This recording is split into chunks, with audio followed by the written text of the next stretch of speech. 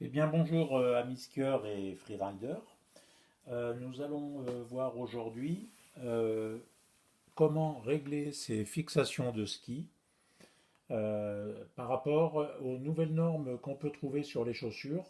Au niveau des semelles, on a maintenant enfin qui existent depuis longtemps, mais on a des normes qui évoluent et qui sont en train de changer d'une manière assez rapide. Donc on a sur nos chaussures qu'on connaît tous, les semelles plates, donc de la norme ISO alpine, qui est en fait la norme qui est très ancienne. Donc les semelles qui sont plates, qui sont glissantes et qui, quand on marche, ont un effet de bascule pas toujours très agréable. Donc une norme est en train d'évoluer assez rapidement, c'est la norme Gripwalk, qui est une norme polyvalente, disons, on va dire, pour la rando, qui permet de marcher d'une manière plus confortable. Bien évidemment, les deux semelles qui sont éventuellement interchangeables, puisqu'il y a des vis, ne permettent pas de s'adapter de la même manière sur les fixations. Il y a des fixations qui n'accepteront pas les semelles grip walk. Ici, nous, on a des fixations qui vont accepter les deux types de semelles. Bien évidemment, les semelles n'auront pas la même épaisseur, n'auront pas la même distance d'implantation à l'avant-arrière. Donc c'est quelque chose qu'il faudra faire très attention, on va en parler, c'est très important. Sur la chaussure, vous connaissez tous le point milieu ici que j'ai repéré qui viendra s'aligner sur la ligne ici définie par le constructeur du ski. Et puis la dimension de la longueur de la chaussure qui viendra bien évidemment au niveau du réglage de la compression de notre chaussure euh, s'aligner sur les différents réglages ici de notre fixation. Donc les fixations, on va avoir trois réglages.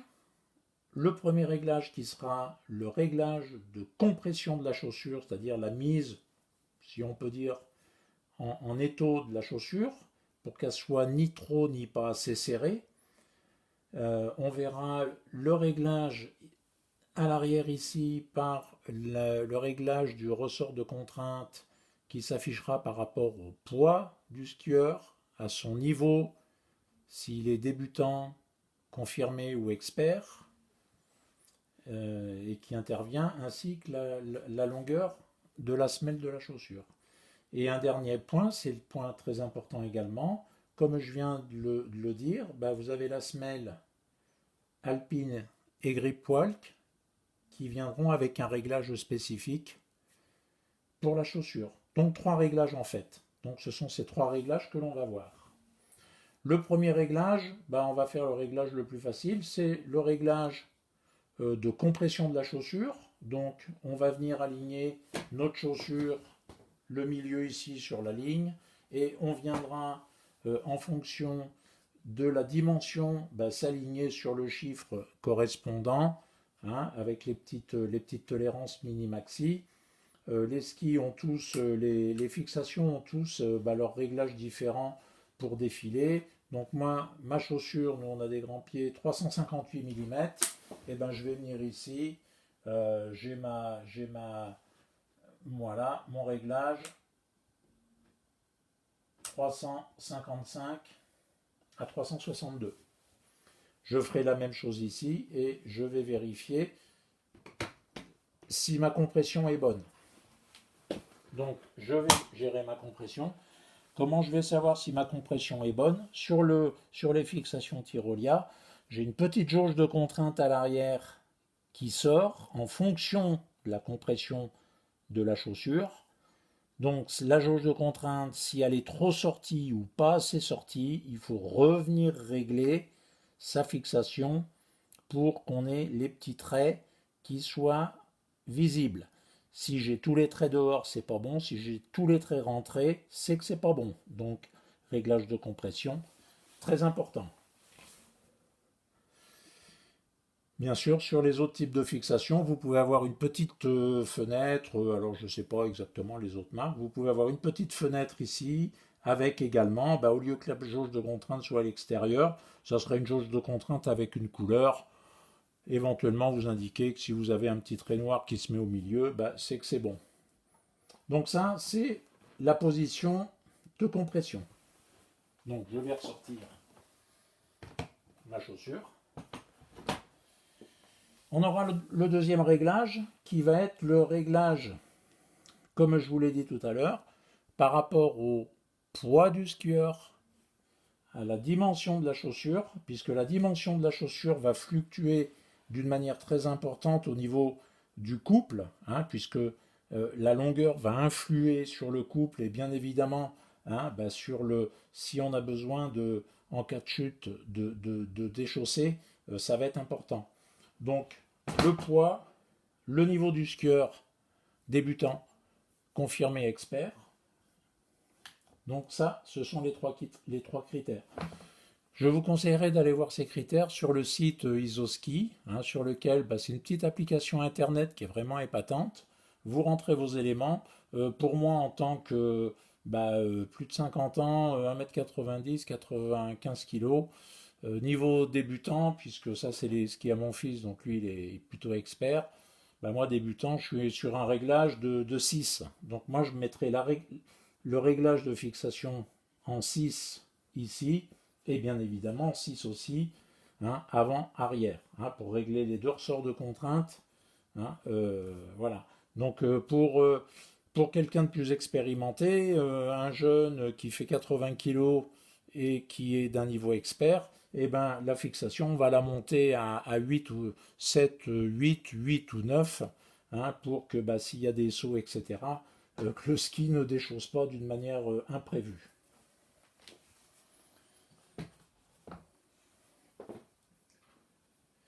Donc pour le réglage, munissez-vous d'un bon tournevis de taille 3, qui est une empreinte qui est forte, et comme on vient de le voir, si vous voulez mettre, si une fois que vous avez été sur le site Isoski, vous réglez en tournant, et ici vous avez votre petite molette, si je dois me mettre à 6, je mets à 6, et pareil pour l'avant, si je mets à 6, je mettrai à 6. On va voir la dernière chose, qui est la chose que je ne comprenais pas très bien, parce que quand j'ai vu le mode d'emploi de ma fixation, alors le mode d'emploi, je le retrouve ici, je ne comprenais pas ce que voulait dire ici mes 5 dixièmes de tolérance par rapport à la chaussure. Et bon, moi ça, je n'avais pas bien compris, je me demandais vraiment ce que c'était. Comme je vous l'ai dit tout à l'heure, c'est la différence entre les semelles alpines et grip walk, la différence de hauteur qui va venir ici sur le patin d'appui, pour avoir un déclenchement de la chaussure. Bien évidemment, on déclenche, on déchausse avant-arrière, ok, mais on a aussi la notion de déchausser en latéral. Donc si la chaussure appuie trop fort de par l'épaisseur de la semelle en fonction des normes, on n'aura pas la même qualité de déchaussage. Alors comment on fait ça? Je reprends mon mode d'emploi. On nous dit ici 5 dixièmes. On nous parle ici d'une petite cale à interserrer, etc. Bon, ça, moi, j'ai regardé. Donc, ma cale, je me la suis faite moi-même. Qu'est-ce que j'ai fait? J'ai pris un bout de carton d'une boîte de pastilles, que j'ai eu la chance de trouver. J'ai cherché un petit peu. J'ai eu la chance de trouver, a fait pile 0,5. Donc, vraiment coup de chance. Mon carton est pile à l'épaisseur du mode d'emploi. Donc, comment on va faire notre réglage? C'est très simple. Je remets ma chaussure en contrainte. Et là, je vais prendre donc ma jauge, on va dire c'est une jauge d'épaisseur. C'est qu'un bout de carton, mais on peut l'appeler jauge d'épaisseur. Et je vais venir l'intercaler, comme dit sur le mode d'emploi ici. Je vais venir intercaler ma jauge d'épaisseur ici. Donc, j'ai un réglage. Alors attention à ne pas confondre avec le réglage de ma compression qu'on a réglé tout à l'heure, avant-arrière pour la chaussure. Là, c'est vraiment le réglage de la semelle. Donc, je vais mettre ici et au cas, alors, là, je desserre. Là, je suis trop souple. je resserre. Là, ça y est, ça coince. Donc, ah, ça y est, je deviens glissant. Et bien là, c'est un peu gras, c'est nickel. Hein, c'est un peu comme le réglage d'une soupape hein, sur une voiture. Donc voilà, là je suis glissant, je suis très bien, le réglage est parfait là. Hein. En plus, mon bout de carton là, il dépasse de l'autre côté, c'est vraiment idéal.